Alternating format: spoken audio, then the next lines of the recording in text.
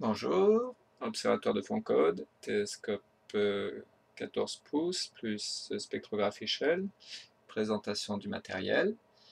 On est ici devant un télescope de 350 mm, vous voyez l'ouverture du toit par lequel j'observe, et surmonture azimutale. Donc le télescope n'est pas monté en équatorial pour des raisons pratiques, ça permet de faire un abri tout petit et de mieux gérer l'équilibre et le passage des câbles. L'équilibre de l'instrument et le passage des câbles. Alors ici nous avons à l'avant une résistance chauffante qui est basée sur un modèle de couverture acheté à Amazon 220 volts avec un petit contrôleur ici, très efficace pour les nuits extrêmement humides. À l'arrière, on a ici le système d'injection de la lumière dans les fibres optiques pour le spectrographe Shell, la caméra de guidage, et là, donc ici la fibre optique objet qui reçoit la lumière, la fibre optique qui injecte ici les lumières de lampe de calibration, flat, Orion, LED.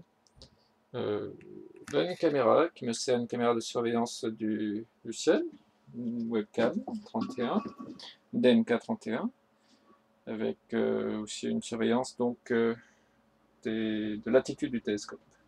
De temps en temps pour éviter surtout que la bonnette échelle vienne buter contre le rebord de la base, ce qui m'est arrivé assez souvent. Donc ici on a le poste de contrôle. Je ne suis pas là, il est contrôlé en VNC. Le spectrographe Shell, lui, est dans cette enceinte. C'est une enceinte thermostatée.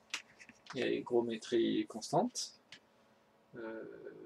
Donc le réglage est de 12 degrés et une hygrométrie de 50%. Là, il est à 15 parce que je viens juste de l'allumer.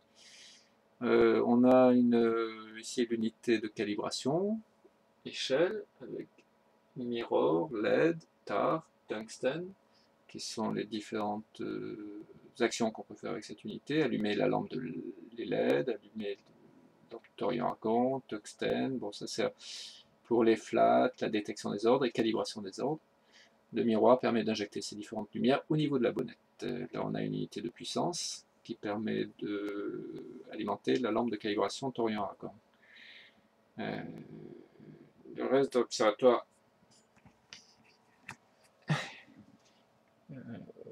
est composé donc de fibres optiques qui s'enroulent un petit peu de partout, qui passent dans une grosse gaine, qui tourne, qui remonte le long de l'axe d'attitude, et qui revient ici, et l'ouverture. Voilà l'ouverture qui est suffisante pour observer jusqu'un peu au-dessus du Sagittaire.